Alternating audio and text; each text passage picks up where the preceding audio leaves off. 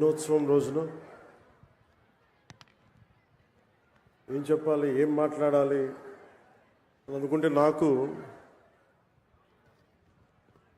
కొమిర అంకారావు గారికి ఉన్నంత అర్హత నాకు లేదనిపించింది. అంటే ఒక 14 ఏళ్ల వయసులో ఒక పక్షి చనిపోతే ప్లాస్టిక్ వ్యర్థాలు తిని దానికోసం ఎవరైనా సరే ఒక 3 దశాబ్దాలు కృషి చేస్తారా? 14 ఏళ్ల వయసులో ఎవరైనా ఏం ఆలోచిస్తారు? ఆడుతా పాడుతా తిరుగుదామని, అటు ఇటు తిరుగుదాం అనుకుంటారు. కానీ పర్యావరణం గురించి ఆలోచించే స్థాయిలో ఉన్నారు అంటే ముందుగా కొమిర అంకారావు గారిని ఈ కార్యక్రమానికి విశిష్ట అతిథిగా పిలిచినందుకు మనస్ఫూర్తిగా అధికారులకి,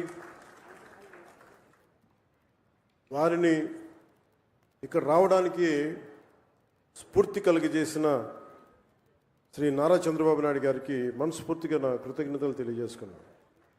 ఒకసారి ఒక వ్యక్తి చాలా చిన్నగా ఉంటుంది, మనం ఏం చేయగలం అనుకుంటాం.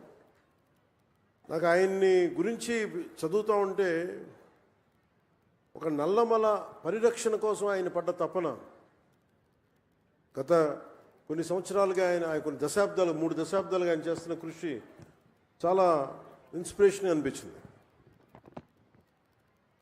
ఈ కార్యక్రమానికి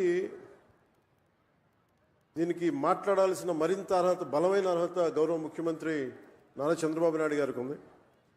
నాకు ఎప్పుడు అర్హత వస్తుందంటే కనీసం నేను 1 కోటి మొక్కలు మన అంకారావు గారి లాగాను, లేదంటే గౌరవ ముఖ్యమంత్రి నారా చంద్రబాబు నాయుడు గారి లాగా ఒక చెట్టు నీరు కార్యక్రమం లాంటివి చేసిన తర్వాత ఒక స్ఫూర్తిదాయకంగా మాట్లాడే హక్కు నాకు వస్తుంది ఖచ్చితంగా.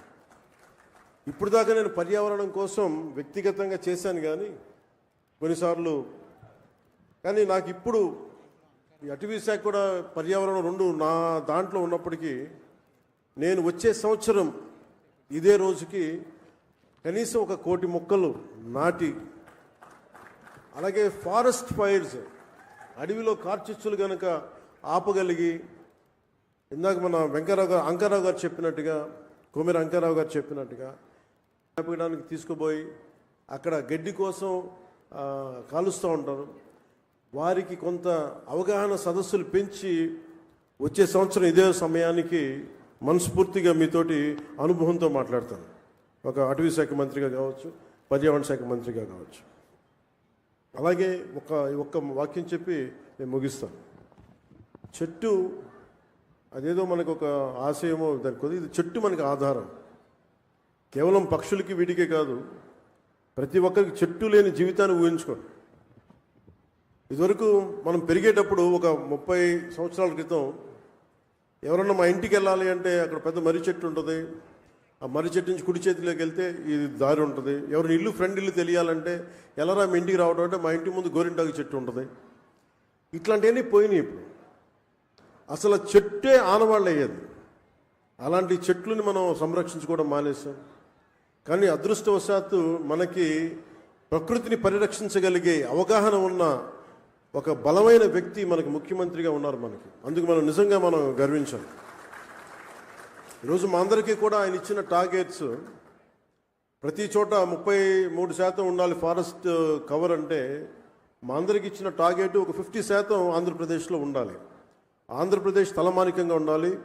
ఈ పర్యావరణానికి సంబంధించి కానీ, అటవీ సంరక్షణకు కానీ, నగర వనాలకు కానీ, చెట్లు విరివిగా పెంచడానికి కానీ, వాటిని స్ఫూర్తిగా తీసుకొని వచ్చేసారి మనస్ఫూర్తిగా కలుస్తాం తెలియజేసుకుంటూ, మీ అందరికీ మనస్ఫూర్తిగా ఈరోజు గౌరవ ముఖ్యమంత్రి గారు ఏం చెప్తారనేది మీతో పాటు నేను కూడా వినటానికి సంసిద్ధంగా ఉన్నాను.